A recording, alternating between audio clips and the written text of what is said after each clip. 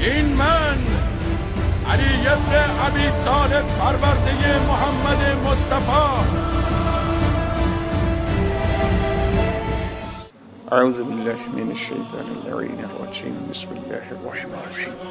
انتہائی جامع ایک عنوان ہے کہ جس پر 1-2 منٹ نہیں بلکہ 1-2 اشرے بھی بہت کم ہیں. ایک ایسی شخصیت ہے کہ جامع جمیع الفضائل کی حیثیت رکھتی ہے. امیر المومنین کی اگر امامت و ولایت کو دیکھیں تو اس کے بہت سارے جنبے ہیں. اس میں جنبہ ملکوتی ہے، اس میں جنبہ فقہی ہے، اس میں جنبہ کلامی ہے، اس میں جنبہ تشریعی ہے، اس میں جنبہ سیاسی ہے، اس میں جنبہ تقابلی ہے، اس میں جنبہ تکوینی ہے. حضرت علی المرتضیٰ رضی اللہ تعالیٰ عنہ جنگ خندق میں ابن عبد ود کا قتل ہو یا خیبر میں مرحب کا قتل ہو، بات یہ ہے کہ جہاں اسلام کی قوت و طاقت رکتی ہے وہاں قوت علی اسلام کو پیش قدمی دیتی ہے. یک مرد در میان شما نیست. آیا در میان شما کسی هست صدای این کافر خاموش کند؟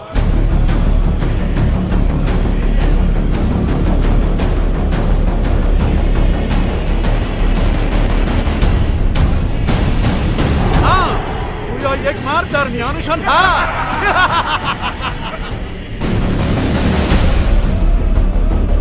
اکنون تمامی اسلام به مصاف و جنگ با تمامی کفر رفته است.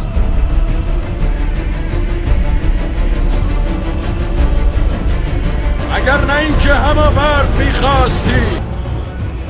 نام تو چیست جوان؟ من علی ابن ابی طالبم، حیدر کرارم، صفدرم، اسداللهم. اطمینان دارم مرا نیک میشناسی.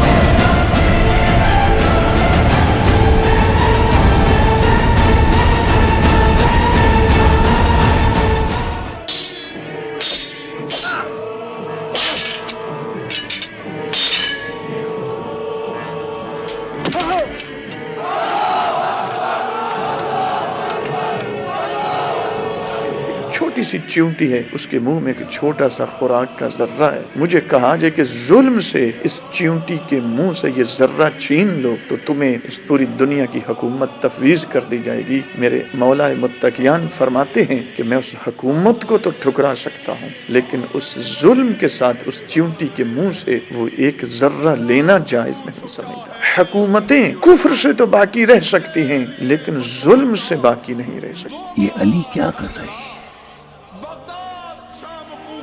لوگوں کے امور کی رسیدگی کر رہے ہیں. آمد و خرچ، موت و حوادثات، حیات و ولادت، یہ کنکریوں کی کیسی حکایت ہے. بہت سادہ حکایت ہے.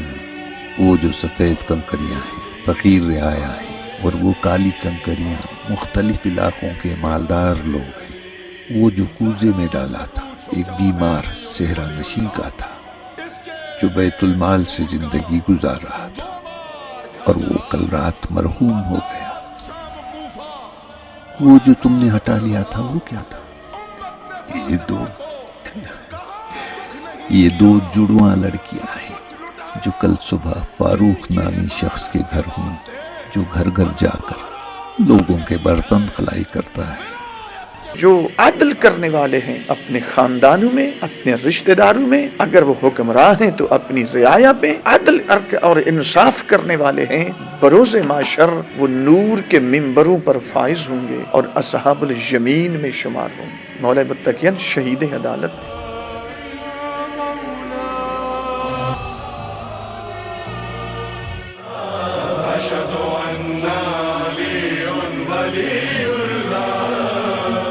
بیت المال کا حساب کر رہے ہیں، جو اتنے میں بڑے معروف دو نبی اکرم کے صحابی ہیں، امیر المومنین کے پاس آتے ہیں، مسجد کوفہ میں امیر المومنین کے پاس بیٹھتے ہیں، چراغ جل رہا ہے، رات کا وقت ہے، تاریکی ہے، لیکن چراغ کی روشنی میں بیت المال کا حساب کر رہے ہیں۔ اور ایک مرتبہ امیر المومنین جب حساب سے فارغ ہوتے ہیں تو ان سے بات کرنے سے پہلے چراغ کو گل کر دیتے۔ جب چراغ کو گل کر دیا، وہ دونوں اصحاب اٹھے اور اٹھ کے چلنا شروع کر دیا۔ امیر المومنین نے آواز دی، آئے تھے بات کرنے کے بغیر ہی جا رہے ہو؟ مڑ کے کہنے لگے کہ ہمیں جواب پہلے سے مل چکا کہ جو علی مسجد کا چراغ ذاتی گفتگو کے لیے جلانا جائز نہیں سمجھتا، وہ علی بیت المال سے مال اٹھا کر، مسلمانوں کی امانت اٹھا کر وہ ہمارے حوالے کیسے کر سکتا؟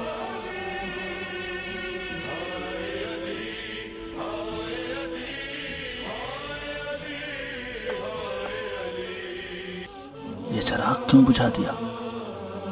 نہیں ماں، ہمیں حالات سے سمجھوتا کرنا چاہیے تھا۔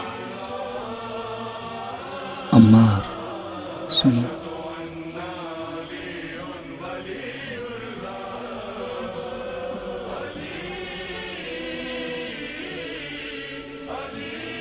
عمار یاسر، ہم سن رسیدہ ہو چکے ہیں، اب اس وقت خلیفہ کے پاس ہم ضروری کام سے آئے ہیں۔ یہ دو چراغوں کی کیا حکایت ہے؟ پہلا چراغ بیت المال کے تیل سے جل رہا تھا جب ابو الحسن عوام کے کام میں مصروف تھے۔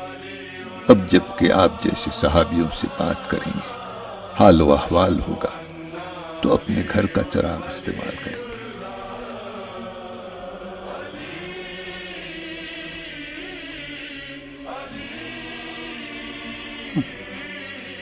ہمارے اور کوفہ و بصرہ کی حکومت کے درمیان کتنا فاصلہ دیکھ رہے ہو شیخ؟ سر سے سریا تک۔ جاہد الکفار والمنافقین، حضور اکرم صلی اللہ علیہ وسلم کو اللہ کہہ رہا ہے یا ایھا النبی جاہد الکفار والمنافقین، اے میرے نبی کافروں سے بھی جہاد کر، منافقوں سے بھی جہاد کر۔ حضور نے کافروں سے تو جہاد کیا، اگرچہ وہ علی علیہ السلام نے فتح کی ہیں ساری جنگیں، لیکن اس کے باوجود حضرت علی علیہ السلام نے جو منافقوں سے جہاد کیا، سارے علماء، سارے مفسر، سارے تاریخ دان اس پہ متفق ہیں کہ وہ جو علی نے منافقوں سے جنگ کی تھی وہ بھی رسول کی جنگ تھی۔ تم لوگوں کی جہالت نے علی کو عاجز کر دیا ہے۔ تم جگہ جگہ علی کی بیعت کا احسان جتاتے ہو، عمرو عاص اور معاویہ کی مکاریوں پہ عمل کرتے ہو، ڈھول کی آواز پر گھاٹ گنوا دیا، اور اس وقت صفین کو چند کتابوں کی وجہ سے ہاتھ سے دے رہے ہو۔ قرآن تم سمجھتے ہو یا علی؟ قرآن دین محمد تھا جس کے مدعی دونوں گروہ ہیں۔ قرآن حمزہ تھے جن کا پہلو ابو سفیان نے چاک کر دیا۔ قرآن ابو ذر تھے جو ربضہ میں دفن ہو گئے۔ قرآن عمار ہیں جنہیں ہم دل کے اندھوں نے نہیں دیکھا۔ قرآن خود علی ہیں جو نیزوں پر دیکھ رہے ہو، وہ کھال اور روشنائی کے علاوہ کچھ بھی نہیں۔ عمار کے بارے میں حدیث پیغمبر کیا نہیں سنی؟ خیمے فساد تک 10 قدم کا فاصلہ ہے، اب چھوڑ کے ہٹ جاؤ۔ لوٹ جاؤ اشتار، کوفیوں نے تلواریں کھینچ رکھی ہیں، وہ علی کی جان کے دشمن ہو گئے۔ صفین کا انجام 10 ضربتوں میں روشن ہو جائے گا۔ کوئی انصاف ہے جو جیتی ہوئی جنگ چھوڑ دوں؟ جاؤ انہیں مصروف رکھو، میں کام تمام کر دوں۔ اشتار بیکار ہے، فضول ہے۔ ان لوگوں نے اپنے قلب و دین اور عقل کو اپنی آنکھوں کے سپرد کر دیا ہے۔ اگر لوٹنے میں دیر کی تو علی کا خون بہہ جائے گا۔